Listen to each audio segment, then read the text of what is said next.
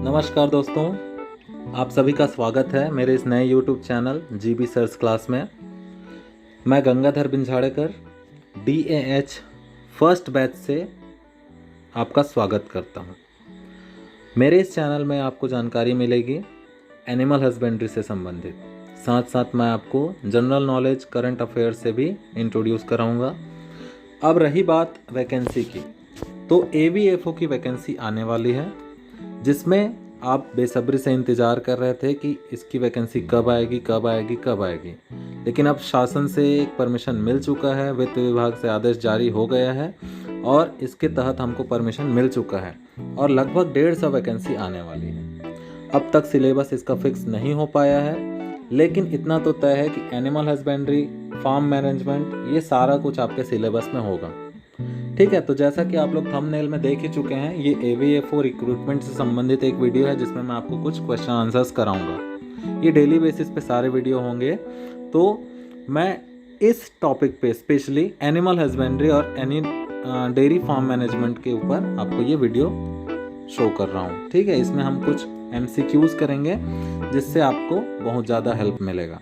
ठीक है, तो आप लोग फर्स्ट डायग्राम में देख सकते हैं कि कुछ एनिमल्स के फोटोज़ लगे हुए हैं।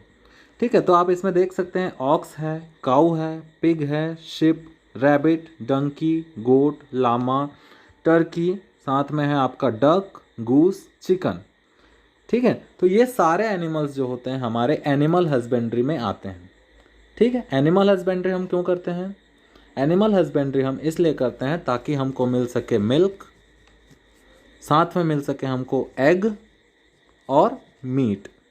इसके अलावा कुछ और डेयरी प्रोडक्ट्स हैं जैसे कर्ड, क्रीम, पनीर, ये सारी चीज़ें हम चाहते हैं जो कि ह्यूमन कंजम्पशन के लिए हमको चाहिए होता है, इसलिए हम डेयरी फार्म बनाते हैं। इसके अलावा हम एनिमल हस्बेंड्री करते हैं। ठीक है, समझ में आ गया सभी को? तो इससे संबंधित हम कुछ क्वेश्चन सॉल्व करेंगे जो कि हमारे एग्ज़ाम पॉइंट ऑफ व्यू से काफ़ी इंपॉर्टेंस रखते हैं। ठीक है दोस्तों, टाइम ज़्यादा वेस्ट ना करते हुए आते हैं हम लोग अपने फर्स्ट क्वेश्चन पे। ठीक है, तो पहला क्वेश्चन है, which of the following is not a method of enhancing food production? मतलब इनमें से कौन जो है फूड प्रोडक्शन बढ़ाने का एक तरीका नहीं है? नॉट लिखा हुआ है, तो आप लोग यहाँ पे देख सकते हैं ऑप्शंस हैं animal husbandry, plant breeding, tissue culture techniques और डिफॉरेस्टेशन। डिफॉरेस्टेशन यहाँ पे आपका करेक्ट आंसर हो जाएगा। क्यों? क्योंकि निर्वनीकरण मतलब डिफॉरेस्टेशन जो होता है उससे आपका किसी भी तरीके से फूड प्रोडक्शन में हेल्प नहीं मिलता है। ठीक है दोस्तों, तो ये आपको क्लियर हो गया। अब चलते हैं हम लोग अपने अगले सवाल पर। सेकंड क्वेश्चन है आपका, animal husbandry does not deal with, किसके साथ डील नहीं करता आपका जो पशुपालन है वो? तो देख सकते हैं ऑप्शन है हमारे पास काऊ, प्लांट्स, प्रॉन्स, फिशेस। बताइए बेटा क्या है, किससे डील नहीं करता? एनिमल हस्बेंड्री, एनिमल्स कौन कौन से? देखिए आपके पास काऊ एनिमल है, प्रॉन भी एक टाइप का एनिमल ही है, फिश भी आपका एनिमल है, बट प्लांट्स आप देख सकते हैं आप एनिमल हस्बेंड्री में कभी भी प्लांट से डील नहीं करते हैं। ठीक है, तो ये भी आपका क्लियर हो गया। अब आते हैं अपने क्वेश्चन नंबर 3 पे।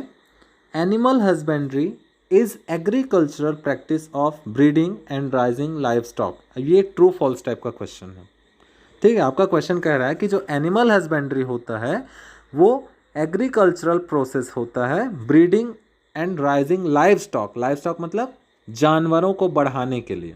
ठीक है, तो ये ट्रू होगा कि फॉल्स होगा? ऑब्वियसली ट्रू होगा, तो आपका आंसर क्या हो जाएगा? ट्रू। क्लियर है सभी को? अगर कोई भी डाउट है तो आप लोग कमेंट कर सकते हैं, मैं बिल्कुल उसका आंसर करूंगा। ठीक है दोस्तों, नेक्स्ट हमारा क्वेश्चन है, who is known as father of white revolution in India? White revolution किसके लिए हुआ था? आप लोग जानते होंगे, मिल्क प्रोडक्शन को एनहेंस करने के लिए, मतलब मिल्क प्रोडक्शन को बढ़ाने के लिए, दूध के उत्पादन को बढ़ाने के लिए भारत में श्वेत क्रांति हुई थी, जिसका हम लोग व्हाइट रिवॉल्यूशन कहते हैं। और इसके फादर किसको कहा जाता है? Mister MS Swaminathan. Option C आपका करेक्ट हो जाएगा। ठीक है दोस्तों, तो MS Swaminathan is known as father of white revolution in India. ठीक है, एंड अगर वर्ल्ड की बात की जाए तो वर्ल्ड में वाइट रेवोल्यूशन के father Varghese Kurien. If it ask about the world, लेकिन इंडिया की बात की जाए तो M S Swaminathan will be correct answer. ठीक है दोस्तों, नेक्स्ट क्वेश्चन आ जाते हैं, क्वेश्चन नंबर 5। ठीक है, ध्यान से सुनिएगा और देखिएगा, हो सके तो आप लोग नोट भी कर सकते हैं। क्वेश्चन कहता है कि poultry is management of animal for milk and it's product for human consumption.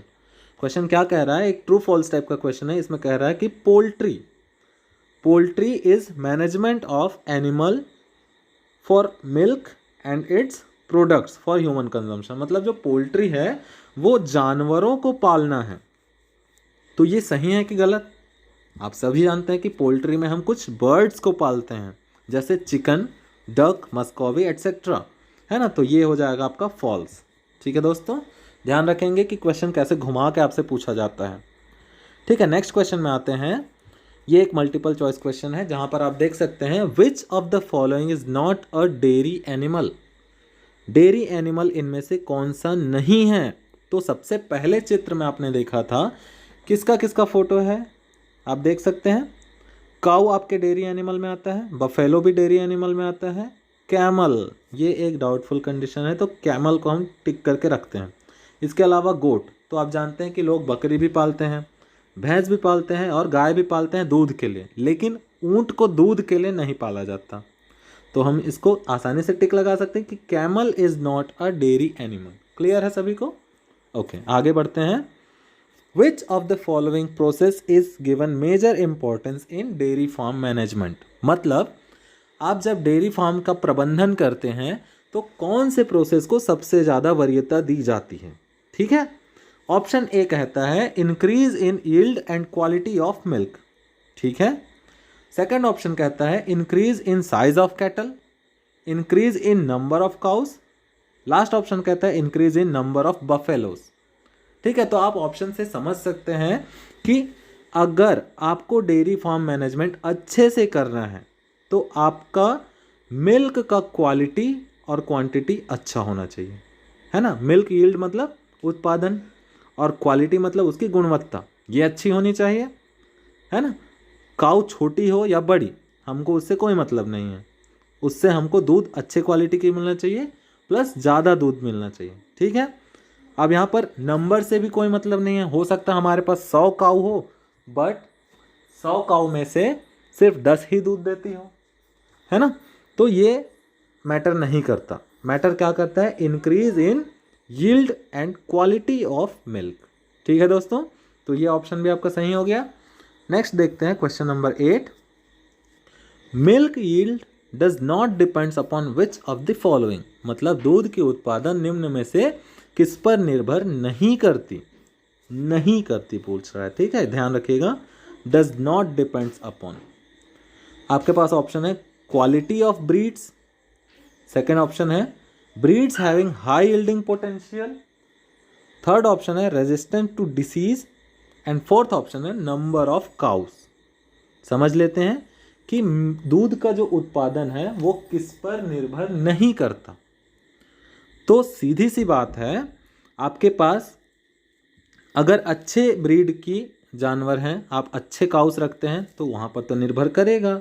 Sahiwal है जो ज़्यादा दूध देगी, है ना। अब यहाँ पर देखिए, अगर कुछ ऐसे ब्रीड्स हैं जिनका मिल्क यील्ड ज़्यादा है तो इस पर भी निर्भर करेगा। ठीक है, नेक्स्ट है रेजिस्टेंट टू डिसीज।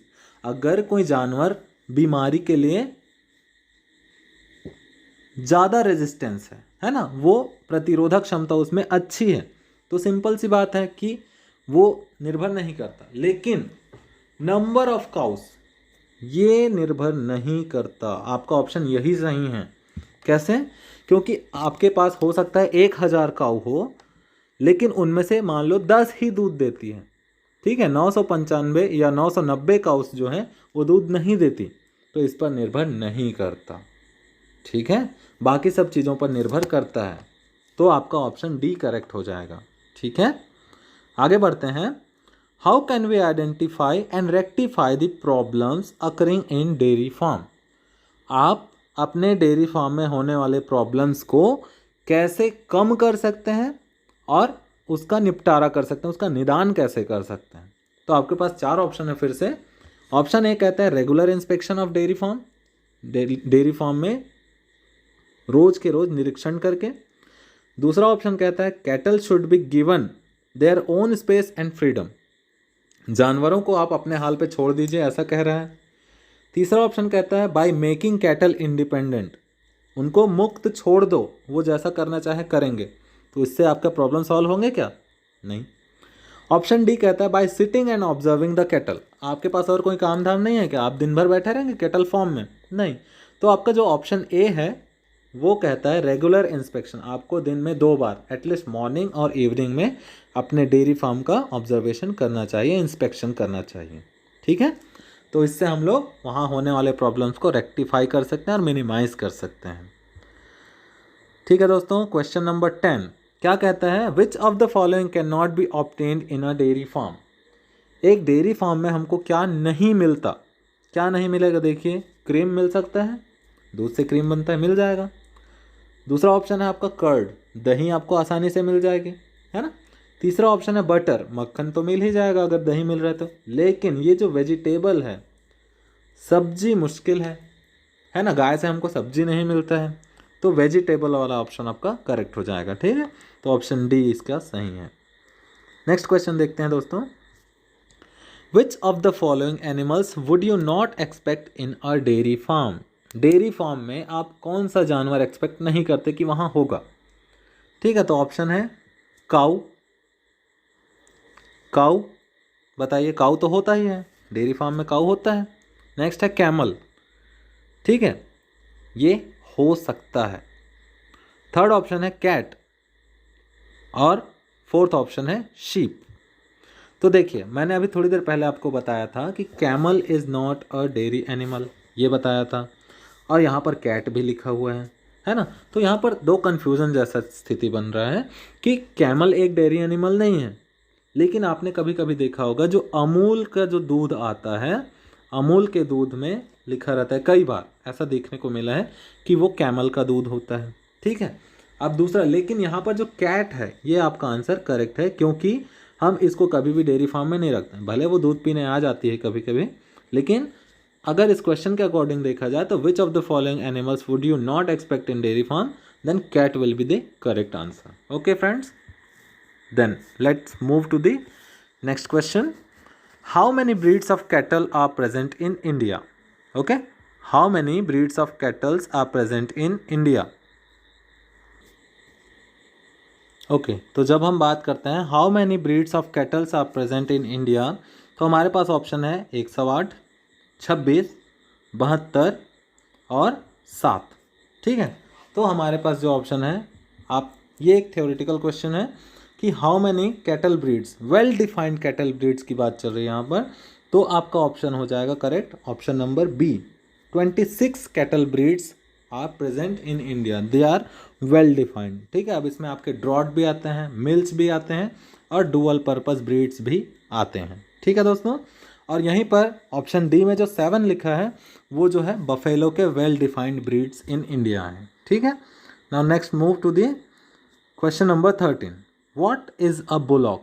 ये एक ज़बरदस्त क्वेश्चन है, बहुत लोगों को कन्फ्यूज़न होता है। ठीक है, व्हाट इज़ अ बुलॉक, बैल क्या है। क्वेश्चन में जो ऑप्शन दिए हैं देखिए ध्यान से, फर्टाइल फीमेल काऊ, ऑप्शन बी कहता है फर्टाइल मेल काऊ, ऑप्शन सी कहता है इनफर्टाइल फीमेल काऊ, और ऑप्शन डी कहता है कैस्ट्रेटेड मेल काऊ। अगर आपने डिप्लोमा इन एनिमल हस्बेंड्री किया हुआ है तो कैस्ट्रेशन का मतलब आप बहुत अच्छे से समझते होंगे, तो इसका ऑप्शन यही सही है, ऑप्शन नंबर डी, कि what is a bullock, castrated male cow. Castrated male cow को हम बुलॉक कहते हैं। ठीक है, नेक्स्ट क्वेश्चन है आपका ऑप्शन क्वेश्चन नंबर 14। ठीक है, draught breed includes cow with good milk production but male with poor working capacity, is it true और फॉल्स।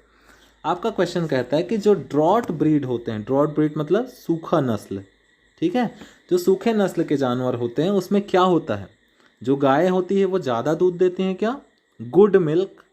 ठीक है, बट जो मेल होते हैं वो पुअर वर्किंग कैपेबिलिटी होता है। ये तो ठीक उल्टा चीज़ बोल रहा है, मतलब ये आपका आंसर फॉल्स हो जाएगा। ठीक है, ड्रॉट ब्रीड बोल रहा है और गुड मिल्क बोल रहा है, तो ये दोनों तो एक दूसरे के अपोजिट हो गए, इसलिए आपका आंसर हो जाएगा फॉल्स। ठीक है, नेक्स्ट और लास्ट क्वेश्चन, आपका क्वेश्चन नंबर 15। ठीक है, आखिरी क्वेश्चन देखते हैं। Which of the following is an example of milch breed. Milch breed मतलब, मिल्च ब्रीड का मतलब होता है जिसको हम मिल्क पर्पस के लिए उपयोग में लाते हैं, ऐसे जानवर जिनसे हम दूध का उत्पादन लेते हैं। तो इसमें मिल्च ब्रीड कौन सा है, थोड़ा ध्यान से देखिएगा। ऑप्शन ए है साहिवाल, बी है नागेरी, सी है हल्लीकर और डी है मालवी। ठीक है, तो ऑप्शन आपका करेक्ट हो जाएगा ऑप्शन नंबर ए, साहिवाल।